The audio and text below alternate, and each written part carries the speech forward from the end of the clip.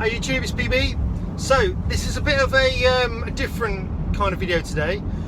I've done a boiler installation. It's only a combi boiler, but I've done a sort of video of my day installing it, and also showing you different things I use at work, different tools like the Magna Cleanse flushing system from AD, a Fleur, can't even say it, Fleur Pro digital thermal imaging camera, which I use quite a lot, so I've shown you that. Press tool, I've just got myself a Rothenberger press tool, so I'm demoing that, talking about that. Now the finished video was 38 minutes because I don't know if I rattle on about stuff, so I've split it. I've done the install using the press fittings and a little bit of a talk about that. It's not how to install a boiler video, it's just me working in bits I think you'll find interesting. And then I'm going to split it into two, so the second part of the video will be the Magna Cleanse and the Fleur One Pro thermal imaging camera. So if you're not bothered about press fittings, skip this video and go straight to part two, which will be the Magna Cleanse and the thermal imaging camera, if that's what you want to see, or watch them both. But yeah, hope you enjoy it. Okay, so today's job, we're going to be swapping this Romea combi. It's a pretty basic combi swap. I'm not going to show you how to do it, but I'm just going to film while I'm doing it, just some little bits of information I think you might find useful. It's going to be pipe work on a combi. You'll be unlucky if they don't match up. So we've got return, cold, hot, flow, gas. The only things that will change will be the condense pipe and the PRV. They'll be different, and also on this one the flue isn't central, so the flue I'll have to recall that to fit the new boiler. We're fitting a Valent EcoFit Pure, which is roughly the same size. The only things to consider mainly are that condense pipe. You can see there it's 20 mil overflow. We need to check that that doesn't go outside in 20 mil overflow, so we'll have a look outside, check it's increased up to at least 32 mil, so we'll check that. You'll notice this one hasn't got a filter on it, so we're going to stick in a Micro 2 from AD, and we're going to be fitting, because we're after the 6th of April 2018, some Boiler Plus compliant controls. And then the most fun thing about this job is going to be, now I've never used press fittings, I always solder, but I'm going to be trying out this new Rothenberger Romax 2 press gun. I've never done it before. I bought some fittings, got the gun, so we'll have a look at that. Yeah, it should be fun. I went to Augusta State University, just down the road from the Masters. Yeah. And the stories he admitted it was...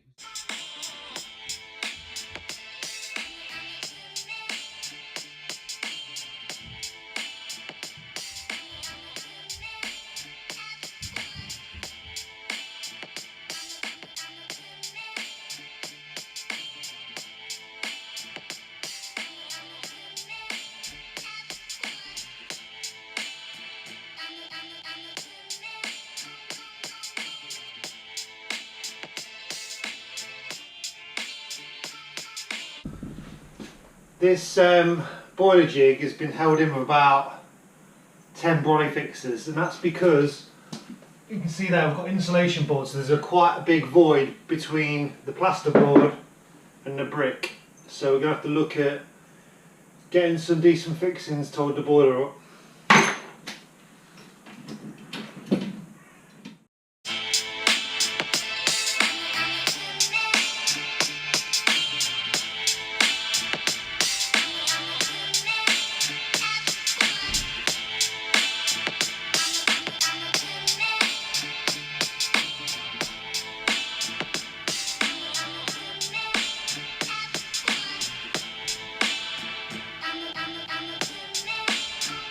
Board off the wall, and it was held in by about 10 of these brolly fixers. Now I don't know about you, but I would not trust one of these to hold a boiler up, which is why you can see here they've put about 10 in all over the wall to get a decent fix in. Now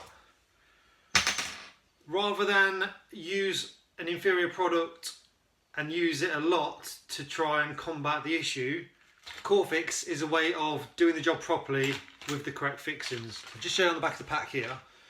you draw through your plasterboard, through your void, into the masonry, so you're into the brick. 10mm hole, you tap your plug through, and then you get this steel core. Now that gets hammered through into the plug there, and that bridges the gap. So I'll just show you on this piece. So we drill through, the plug sits like that, and then this piece of steel bridges that gap.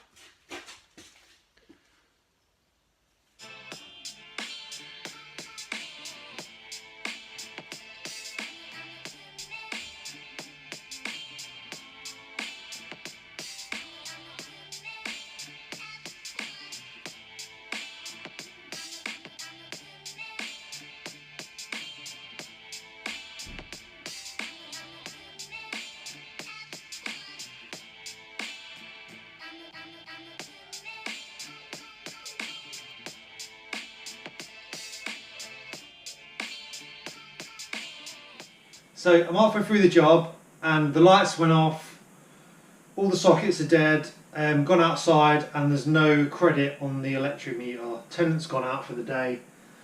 I've only had 2 cups of tea, so that's it's 11:15. No more tea for the rest of the day. Won't be able to commission the boiler till she gets home and puts some electric on the meter either, which is a pain in the arse. But again, another thing we have to put up with. Okay, anyone who's not familiar with press fittings, the way it works is it's a fitting with a O-ring made inside the collar there, and then the idea is your pipe, you push your pipe in, and then your tool will squeeze this O-ring round the pipe. So if you look at the jaws on this tool, we see we've got a groove there in the middle. So our fitting sits in the groove, you close it, and then when your machine is connected, these will squash together to bridge that gap, and it basically crushes this O-ring onto the pipe. Now, I'm not an expert on press fittings, this is my first go. I spoke to a few people, I've seen some training on it. So the idea is you can, to make them easier to fit on and off, you can spray the O-ring with some kind of lubricant. I'm using this multi-protect spray. This is a Teflon spray, so it doesn't attack the rubber. So now that pushes in. So the idea is you mark on your pipe once you've pushed it in. So if you want to check, just pop it out, you can see the line there. So then when you come to press it, you want to check it goes into the line. Now the other thing I've heard is some manufacturers, if you have a press joint that fails, God forbid, the manufacturer will want to come out and see this line here to know that you have actually done your job properly. I think it was Geberit who told me that, Geberit who make some of these fittings. So that's how it works. Black O-ring on these fittings for water, and you'll notice the gas has a special yellow on, and also on the gas fittings they're clearly marked, they're for gas. Now this will come off if you buff it up with wire wool or anything, but there really needs to be some indication that it is for gas. But when you're first fitting them, it's the yellow O-ring, so don't fit a black O-ring on a gas pipe. It's got to be yellow, it's got to be identified as gas. The other thing that really stands out is the size of them. If you look at a normal end feed elbow and then a press elbow, it's almost twice the size. It is a swept bend, which is good for flow, but when you're working in tight spaces, press is quite big. I mean, look at the size of this M&F. The tail's got to be so big for you to be able to press onto it. You know, it's almost, well, it's double the length of a normal outlet on an M&F street elbow. So you've got to think about this when you're planning your jobs, because once you put these two together, that distance compared to what you're used to with a normal M&F, it's almost double. So the thing I'm finding with this install is the more I use it, they're not great in tight spaces. Now you can get 45s, you can get reducers, and I've spoke to a couple of people and they said once you start using them, your brain sort of alters and you know what to do to get your press fittings in. But it's just a thing I found. Same on the 15mm. They're kind of shorter, but they're still a lot bigger than a 15mm elbow. The other thing to make you aware of is, once you've got that on, let's say we put it in place and we want it to look up like that, and then you put your machine on, and as it's crimping it, it turns the fitting slightly, or you're not holding it straight and it turns it slightly. Once that's crimped, you ain't getting it off. You can't sweat it off, you can't use a removal tool. Once it's crimped, it's on. So you've got to make sure you're getting it right, otherwise you're going to be wasting a lot of money, because these fittings are expensive. The price, the idea is the time it saves you from cleaning, fluxing, soldering, cooling down times. With press fittings, the speed of the job makes it faster, so your labour cost is less. But they are expensive, so get it right if you're going to be pressing. You don't want to be getting it wrong and wasting fittings. Boiler's on the wall. Now we've just got to pipe up the boiler. Now I mentioned we're going to be using press fittings. So the first thing I notice is press fitting is a lot bigger than a standard end feed fitting. So the issue with that is, once we put it onto our tail there for the boiler, the distance there becomes too much for me to fit it in without offsetting it, and I don't want to do that. So it looks like we're going to have to solder the elbows and some tails down and then start using the press fittings to come this way, which is a shame, but it may be down to the fixings with this boiler. If it was an Ecotech Plus or a Pro, you put your copper into the fitting, you don't get these tails, like adapter tails, so it would probably have worked out better on that, but such is life. So we'll solder some tails on these and then we'll start pressing the fittings. Okay, so just going to solder copper tail on here. So flux the pipe with my fluctuator. Some nice even amount of flux on there. Clean inside your fitting, don't flux inside your fitting because you'll push flux into the pipe. Give that a twist, and then what I do is just wipe off any excess flux on the outside of the pipe before we start to solder. Okay, ready to go. So anyone who's not seen me solder before, this is what I like to do. So you'll see the pipe from the front of the boiler like that. So what I'll do is I'll touch the solder on from the back here and here and let it run round, so that when we're finished and we can see, you won't see the where the solder touches the pipe, and hopefully it'll look like a nice clean soldered joint.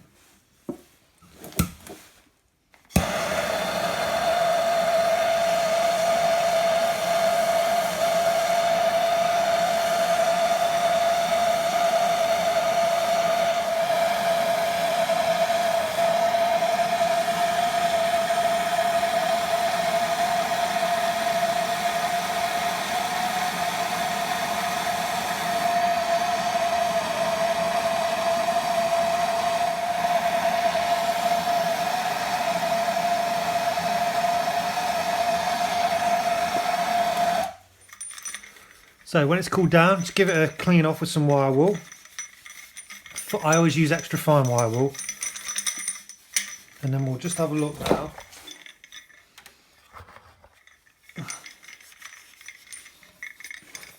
So that's the pipe as we see it. Nice clean soldered joint there. You can see all the solders ran. But then if you look on the back, that's where I touched the solder onto the pipe, and same on the top. But we won't see that because it will be facing this way. So that's my method of getting a nice clean soldered joint on a pipe. Okay, so now you can see we've got the 15mm pipe in there, so we're going to whip the 22mm jaw out and stick the 15 in, and now we can press the 15. You can see this pipe's quite tight and I'm not going to be able to get the jaws in, so what I've got to do is pull it out the wall slightly just so I can get my jaws into press. That's one.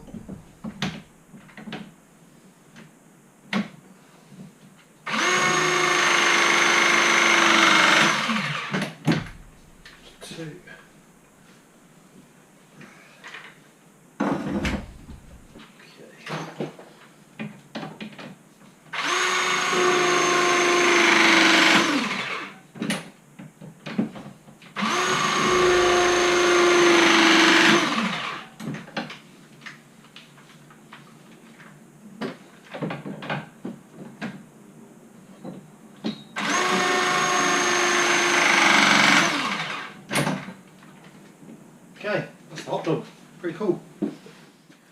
never seen one of these reaming tools. This is a backhoe pen. You just put it inside the pipe, turn it round, and it'll clean off the inside edge of a pipe, cut with a pipe slice, just to get that little burr out. Really good bit of kit.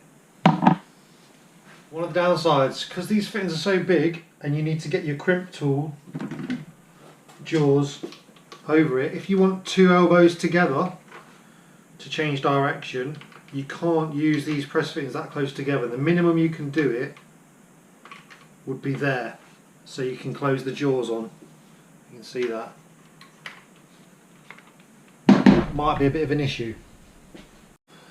Right, boiler's done. You can see there, press fittings, they don't look as good as soldered end feed fittings. You can tell just by looking at the gas there, the difference there. I much prefer this, but it was a lot faster, a lot cleaner, and there was no stress when filling up. Is it going to leak? Has the solder taken? Stuff like that. So I'd probably use it again, but maybe not on boiler installs because I don't really like the overall look of it. But I'm going to show you now the what's in the box, because you're all interested. Everyone loves a bit of kit, tools. So we'll have a look in the box and then we'll move on to doing the Magna Cleanse flush on the system off this filter. Okay, so this is the Romax Compact TT, twin turbo, the TT stands for. So in the box we've got charger, 14.4 to 36 volt charger, and then the actual press tool in one battery. These batteries have got the power indicator on the back. That one's only got one bar left in it. So just show you around the machine. It has got a work light on. When you're using it, it lights up. Release for the batteries down here. So basically the way it works is you release this drawer, and then we've got 28mm, 22mm and 15mm jaws. They just drop in like that, and then you push that in and turn it and you're ready to go. It's really quite light until you put the jaws on because they're heavy, but it doesn't really change it. If I show you there, if I sort of hold it, see it drops down because the jaws are the heaviest part, but it still don't feel like it's putting any strain on my wrists. Now the downside to pressing, it will show you up here on the boiler. So for example on this fitting here, when it's that close to this pipe, you can't get your jaw in underneath. So I had to pull this away, press it, and then push it back in. And then when they're really close together in here, again I had the same issue. But if you're doing big pipe runs, I say if I was doing a gas main on the outside of a building or a plant room, even a cylinder cupboard, this would make it a lot faster, and it is a lot cleaner job because you're not messing around with flux and solder. So yeah, overall I'm pleased with it, but as I say, I wouldn't probably do it on boiler again. So, the other thing to mention is the batteries. So you can see there on my SDS hammer drill, that battery will fit in this tool and it will also charge on this charger. So like I was saying before, one charger, one battery format for all my gear is a massive plus for me because it's less stuff on the van, less clutter.